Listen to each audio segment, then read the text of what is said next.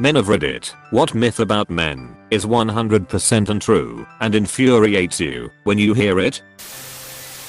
I hate when I hear from someone when I have my kids and my wife is working that I'm babysitting. It drives me insane. I don't babysit. I'm raising my kids. I'm not a volunteer or a hired hand. Ugh. I'll never understand the very common belief that men can't or refuse to care for children. I was a single dad for a while. The amount of women, strangers, who but whom I was unable to dress, feed or take my daughter to the toilet annoyed me. The other side of it was I got a lot of welcome help from female friends and colleagues. Loads of girls' clothes, toys, etc. My biggest annoyance though was the institutionalized sexism. I had complaints about taking my daughter to a mum and baby group, mum and baby swimming, mum and baby anything. I was only allowed in mum and baby swimming when I threatened to speak with a lawyer regarding sexual discrimination and take my story to the papers. The sexual discrimination lawyer wouldn't deal with me. Only women. I've been the only man at every baby group I've been to and haven't had a single word said about it aside from a couple of "It's lovely to see a dad here" comments. This is in the UK. I do get a lot of "Where's mum today? Giving mum a rest? Are you in charge today?" comments when I'm out and about though, mainly from older women.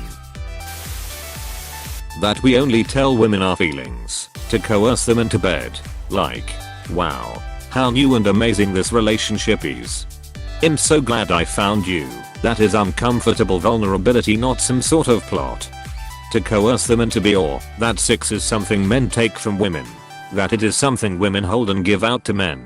Instead of thinking of sex as something enjoyable that both partners want to do together. It is this weird game. Looks like it's more culture specific, being with a father figure by mother/grandma. Like if you messed up or misbehave, if your dad finds out, you'll be in trouble. Worst cases, when dad is told the story in a way that he gets angry and fulfills those threats. It wasn't only in my case. Most of the guys I've been talking with had the same case. Like, WTF. My mom was like this. The funny part was, when she did tell my dad, he'd look at her and say, "Did you take care of it already?" Asking if she already disciplined my brother or I. She'd say yes. So he'd be all, "Oh, okay." Apostrophe. That men have to be brave and strong all the time. I love being the little spoon in bed with my so. Nothing makes me feel safer and calmer than having her wrap her arms around me and cuddle in. This whole be a man shtick that leads guys to internalize their problems and marinate in their own issues and neglect their mental health drives me nuts. It took me a long time to find female friends just so I'd feel comfortable talking about my depression and get advice on how to get the help I need. If I did not, I would without a doubt be dead right now. I stamp this thinking out wherever I can find it. It was almost the death of me. One of my coworkers struggles with this line of thinking. We started telling him to be a bro. Brothers get shut down, but they also sit down with you and talk cause brothers take care of brothers. And brothers ask for help cause no bro wants his bro getting hurt. Turned the whole shift into a gender neutral bromance and it's been pretty fun so far. So from a lady bro to my bro here. Hope you're doing better.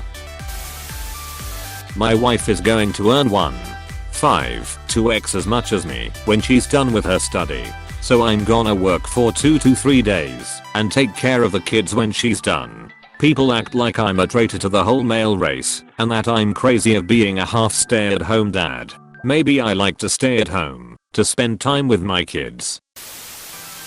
Men can't multitask. Every time I hear that, I have to stop what I'm doing so I can get angry at it. Thank you to all who upvoted and thank you even more to the kind souls who thought this worthy of the gold and silver. LMAO. But actually no one's really a good multitasker. We all just think we are. Mythbusters tested it, I think. Edit. Thank you. Now this is my best post. With "I'm the best you come to" in second.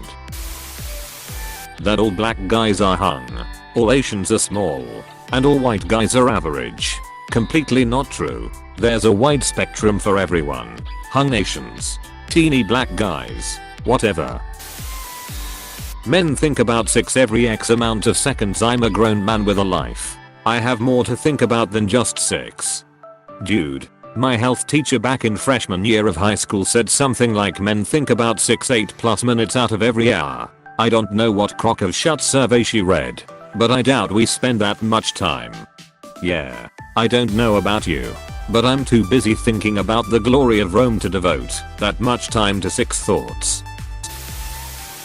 That if we like children, but don't have children of our own, we're automatically given at the very least a little grilling, if not straight out asked if we're a pedophile.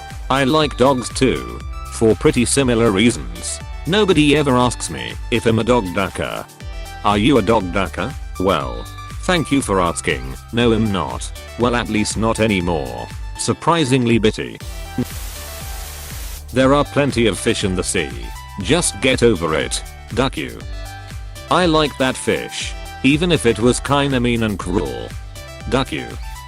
I like that fish. I need this on a t-shirt. Someone make this happen, carrot, with possible shipping to Australia.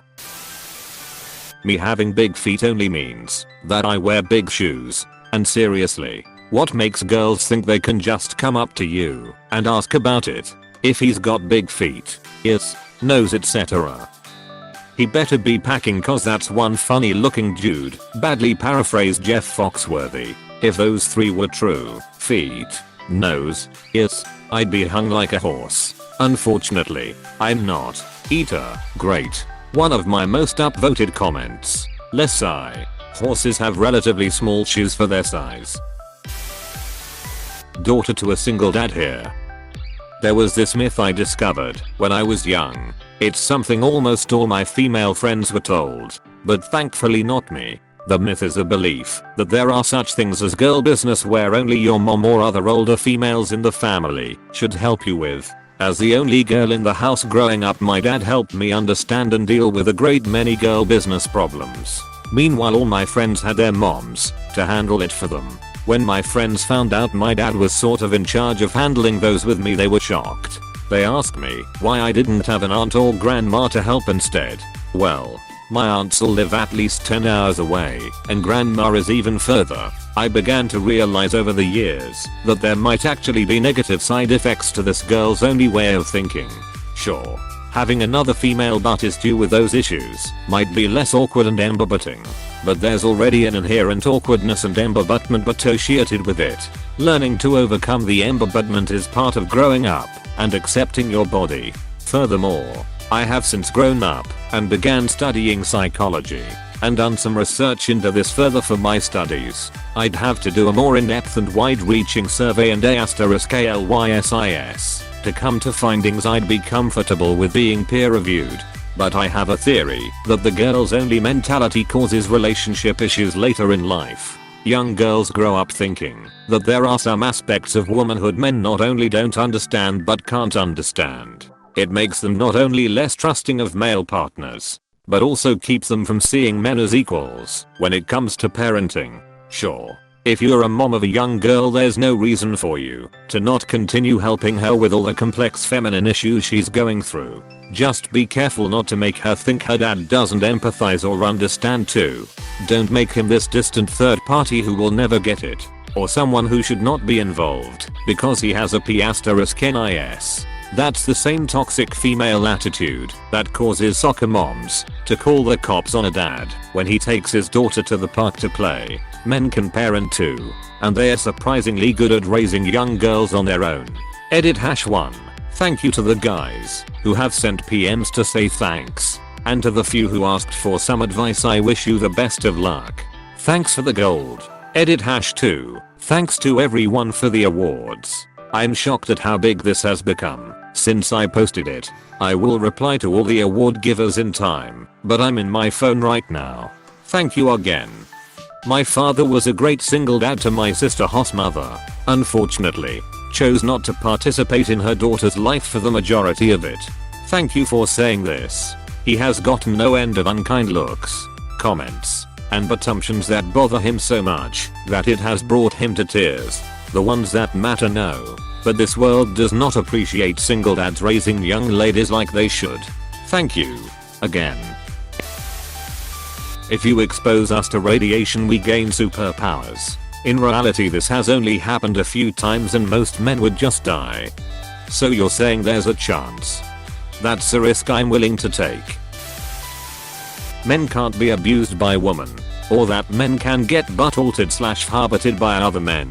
I've had some very pushy gay men approach me. One going as far as trying to touch my butt and duck inside my underwear after I said like 3 times that I'm straight and not interested. Luckily the women I was out with immediately chastised that guy. But TBH guys laugh at me when I tell that story and talk about how badly they would beaten him up. Women who I've told always reacted shocked and emphatic. I was roofied at a gay bar a few months ago. Nothing happened. But I'm pretty certain it was only because I left the bar and somebody found me out on the sidewalk outside the bar unable to move or do anything really and called my friend to pick me up using my phone. It's getting better now. But back in the day basically every guy on TV was a sports obsessed, car / motorcycle loving, beer swilling moron who couldn't function without his wife to look after him and the kids. My wife went away last week for work and I'll have you know that only half my kids got eaten by wolves. You did your best, man. Wolves always hunt in packs. So you were probably outnumbered. Plot twist. He only has 1 kid. Well, half of one now. That we are all not interested in or incapable of being involved in the planning of our weddings. I cannot tell you how many comments like remember, it's her day, not yours. I received during the 2-year lead up to our wedding. I'm not going to lie to you and say I'd been looking forward to getting married since I was 12 or something, but I took an active interest together with my wife in the planning of our wedding. It's not my day, it's hers. Duck that. It was our day. We planned it together. Her vision definitely brought it all together and she did a ducking astounding job. But she didn't just make decisions on her own. We talked together about and worked together on every single thing involved in the event and we were both ecstatic with how it turned out. It turned out beautifully. I try not to toot my own horn very often, but I never thought the best party I'd ever go to would end up being my own. My own parents, who are in an incredible, cooperative, supportive, happy married relationship and are the best parents I could have possibly asked for. For the record, gave me grief about this sort of thing when I was telling them that if / when I get married, I want a smaller, not exorbitantly expensive wedding. They both, especially my dad, insisted that my hypothetical fiance would be the one calling all the shots. Now that I type it out, I have to wonder if that's them perpetuating the stereotype or calling me spineless. Smaller is the way to go. The current wedding industry is ducking predatory with the amount of money they expect a relatively new couple to spend on what is ultimately a glorified party. Financial issues are a prime reason why people get divorced, and what does our society do? Immediately saddle the new couple with a huge financial burden because it's expected. Duck that shut. I probably don't want to duck you. It's usually a decision figuring out if I actually want to sleep with you, even if I'm already interested. Although promoting ourselves as Captain Horndog makes us look cool to other guys, so a lot of dudes do that. Or they're desperate. I can think a woman's attractive without wanting to duck them. That's always been true, even as a teenager. Man who works at daycare are pedophiles every year. There are people who complain I work there. Jesus. What a load of BS. As if guys can't be nurturers who like children or even just work there because they need the job. Whenever members at my branch bring their kids, I always get excited because I love answering their questions and teaching them stuff. I always wonder if people think it's weird. Never been a fan of men can't go 6 seconds without thinking about sex. I mean, yeah, we all go around rock hard ready to hump something all hours of every day all the time. I often find the women who scream that ultimately have nothing else to offer in a relationship, so they accuse men that we cannot parent as well as a woman, that we need a random woman to come hold a man's child because they're crying, that we are babysitting when our spouse isn't with our babies. Yeah, that stereotype is so damn dumb. I mean, I changed thousands of diapers and it never bothered me once. I was perfectly capable of dressing my kids. I know how to open a jar of baby food.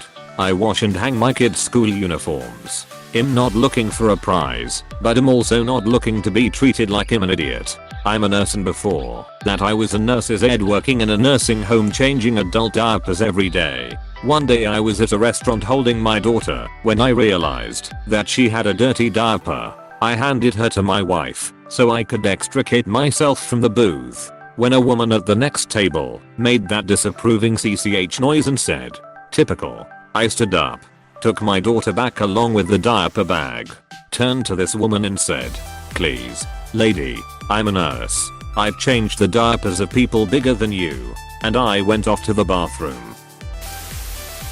No, I'm not going to a strip club. No, that doesn't mean I'm gay. Edit. It's always my minimum effort comments that get upvoted lol.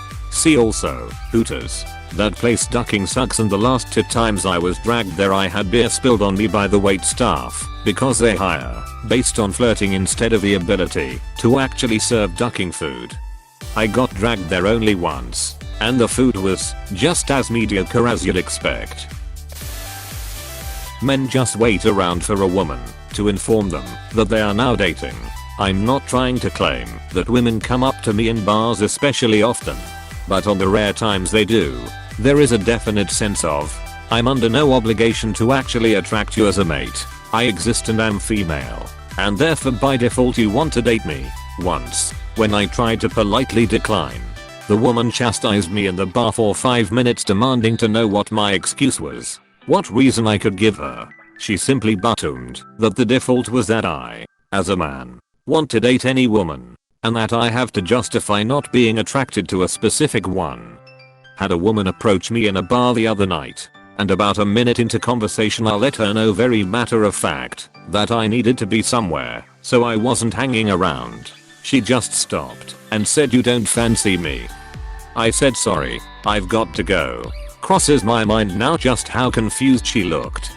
I once had a woman follow me home to find out where I lived in and let herself in uninvited while screaming that no one was allowed to turn her down.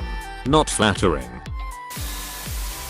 Just because I have a duck and you have a vagina doesn't mean I'm trying to get in your pants. I want friends just like anyone else.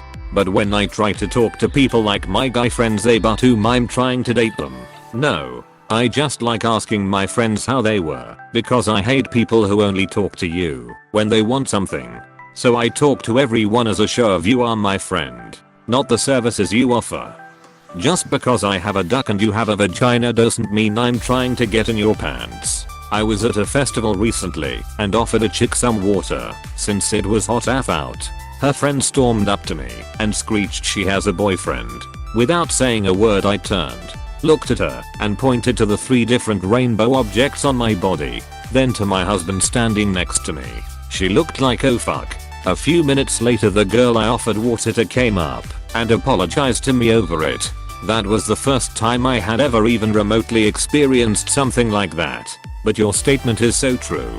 Somehow, me offering water to someone when it's like 90 outside means I want to duck them. She has a boyfriend, so do I. That we miss signs that women give them because they are stupid. We see them, but we don't want to be creepy / jump to conclusions. Edit, or we are not interested. One woman's invitation is another woman's I'm just being nice is another woman's courtesy because I don't actually like you is another woman's duck me now. It's genuinely infuriating how many people have an anathema about direct communication. So, what are you hoping to get out of seeing me?